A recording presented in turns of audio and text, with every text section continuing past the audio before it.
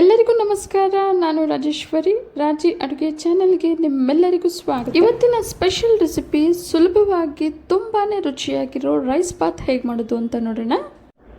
ಈ ರೈಸ್ ಬಾತ್ ಮಾಡೋದಕ್ಕೆ ಯಾವುದೇ ಮಸಾಲಾ ಪದಾರ್ಥಗಳನ್ನು ರುಬ್ಬೋ ಅವಶ್ಯಕತೆ ಇರೋದಿಲ್ಲ. 1 kg ಅಕ್ಕಿಯನ್ನು ಬಳಸಿ ಪಾತ್ರೆಯಲ್ಲೇ ಉದುರುದ್ರಾಗಿ ಈ ರೈಸ್ ಬಾತನ್ನು ಹೇಗೆ ಮಾಡೋದು ಅಂತ ಇವತ್ತಿನ ವಿಡಿಯೋಲಿ ನಾನು ತೋರಿಸ್ಕೊಡ್ತೀನಿ.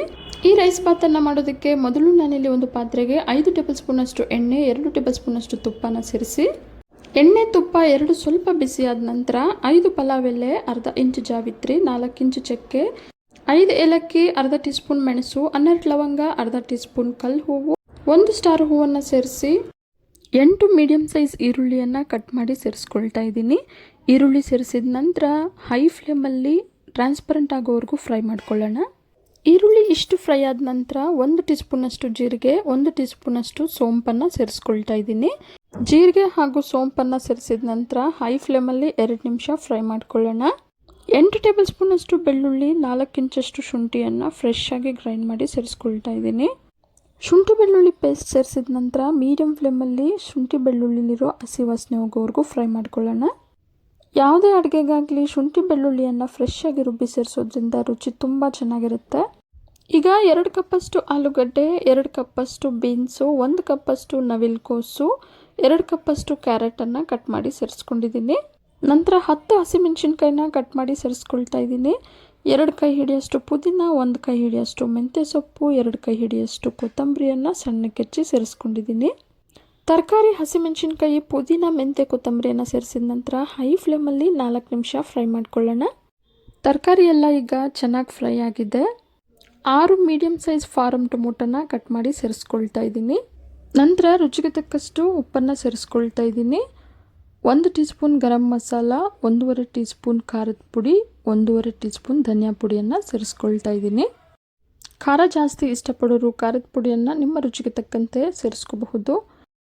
ಟೊಮ್ಯಾಟೊ, ಉಪ್ಪು ಹಾಗೆ ಮಸಾಲ ಪುಡಿಗಳನ್ನು ಸೇರಿಸಿದ ನಂತರ ಚೆನ್ನಾಗಿ ಒಂದ್ಸಲ ಮಿಕ್ಸ್ ಮಾಡಿ 2 ನಿಮಿಷ ಹೈ ಫ್ಲೇಮಲ್ಲೇ ಫ್ರೈ ಮಾಡ್ಕೊಳ್ಳೋಣ. ತರಕಾರಿಗಳೆಲ್ಲ ಚೆನ್ನಾಗಿ ಫ್ರೈ ಆದ ನಂತರ ಪ್ಲೇಟನ್ನು ಮುಚ್ಚಿ ಮೀಡಿಯಂ ಫ್ಲೇಮಲ್ಲಿ ತರಕಾರಿಗಳನ್ನು ಬೇಯಿಸ್ಕೊಳ್ಳೋಣ. ತರಕಾರಿಗಳನ್ನು ಬೇಯಿಸ್ಬೇಕಾದ್ರೆ ಆಗಾಗ ಪ್ಲೇಟನ್ನು ತೆಗೆದು ಈ ರೀತಿ ಮಿಕ್ಸ್ ಮಾಡ್ತಾ ಬೇಯಿಸ್ಕೊಳ್ಬೇಕು. ನೋಡಿ, ಈಗ ತರಕಾರಿಗಳೆಲ್ಲ ಪೂರ್ತಿಯಾಗಿ ಬೆಂದಿದೆ.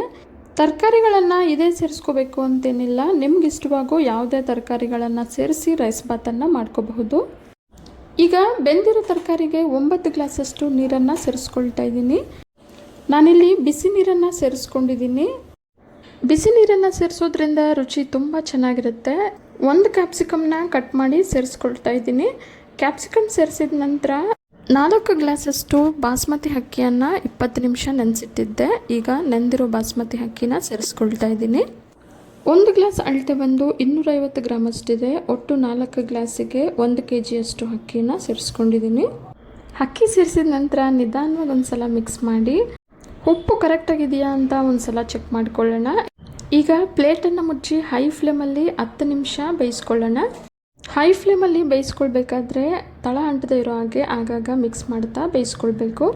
10 ನಿಮಿಷ ಹೈ ಫ್ಲೇಮಲ್ಲಿ ಬೇಯಿಸ್ಕೊಂಡಿದ ನಂತರ ನಿಧಾನವಾಗಿ ಮತ್ತೊಮ್ಮೆ ಮಿಕ್ಸ್ ಮಾಡಿ ಪ್ಲೇಟನ್ನು ಮುಚ್ಚಿ ಮೀಡಿಯಂ ಫ್ಲೇಮಲ್ಲಿ 10 ನಿಮಿಷ ಬೇಯಿಸ್ಕೊಳ್ಬೇಕು.